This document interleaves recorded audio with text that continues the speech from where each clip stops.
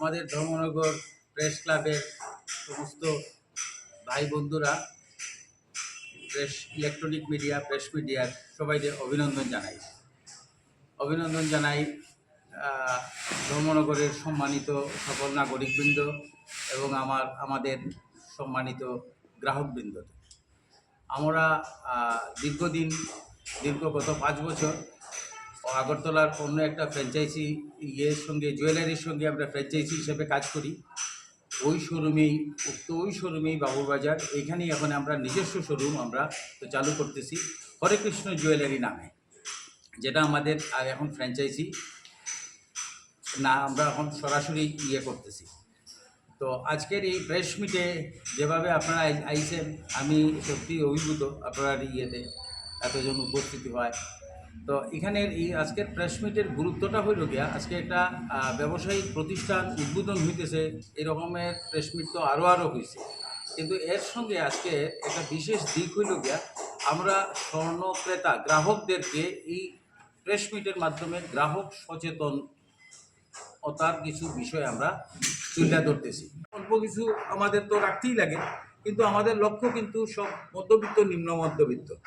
তো এই জায়গাটাতে আমরা সবসময় এই সমস্ত গ্রাহকদেরকে মালিকদের কাছ থেকে নেন, যেগুলি কাউন্টার রিমোট দ্বারা চলতেছে, এগুলিতে আপনারা কর্মচারীদের হাত পা বাঁধা থাকে, এরা এই ফিক্সড রেটের উপরে করতে পারতো না। আপনি যাচাই করে নেবেন, আপনারা গ্রাহক 2-3% ফারাক এই 5 স্টারের আপনাদের এই যে খেজমতদারির দিকে আপনারা নজর দিলে চলতো না।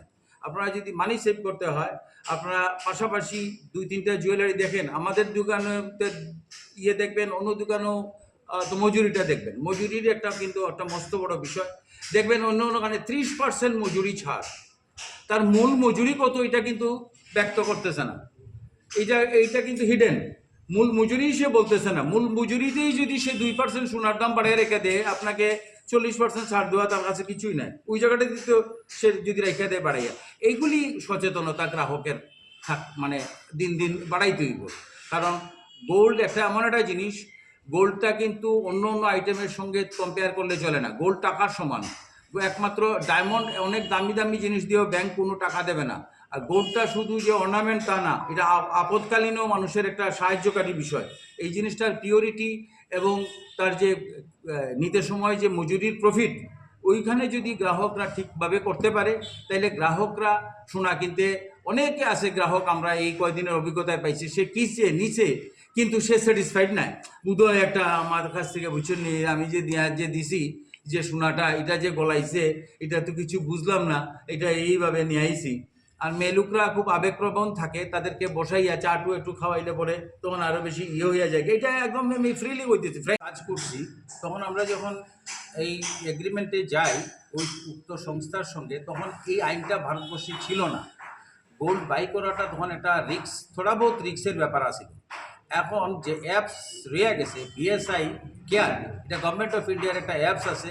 গ্রাহকরা যে দোকান থেকেই তার গয়না কিনুক, তার নাম্বার দিয়ে তার মোবাইলে অ্যাপস দেখে তার পিওরিটি দেখে নিতে পারবো। এখন এই সুবিধাটুকু হয়ে গেছে, আমাদের এগ্রিমেন্টাল পিরিয়ডে এটা ছিল না। কিন্তু 5 বছরের এগ্রিমেন্টের আবদ্ধতায় আমরা বাধ্যতামূলক আমরা এই কাজ এদের সঙ্গে থাকতে হয়েছে। এদের সঙ্গে থাকাকালীন সময়ে আমাদের কিন্তু ধর্মনগর শহরে প্রফিটটা আরও বেশি, এক হাত বেশি নেওয়ায় একটা মজুরি বেশি উক্ত সংস্থার এরকম একটা বদনাম তাড়া করছে সারা শহর জুড়ে। এটা কান পাতলেই শোনা যায়, উক্ত সংস্থার যে মজুরিটা খুব বেশি। তো আমরা এইখানের মধ্যে নিজেরা এখন কাজ করায় আমরা দায়িত্ব নিয়ে কইতেছি। এই সমস্ত আমাদের হোর্ডিংয়ে আমরা এই কথাটা লিখে দিছি, বড় বড় সমস্ত জুয়েলারি থেকে আমাদের মধ্যে প্রায় 3-4%-এর মজুরিতে ফারাক থাকবে। 3%-এর সাপোজ যদি মজুরিতে ফারাক থাকে, মজুরিটা কিন্তু সোনার দামের সমান হয়ে থাকে। এই ফারাকটা যদি হয় 1 লাখ টাকায় প্রায় 3,000 টাকা ফারাক। আমাদের মতো ছোট্ট শহরে, সি ক্যাটাগরি টাউনে, এখানে সবাই প্রায় নিম্ন মধ্যবিত্ত আমরা বাস করি।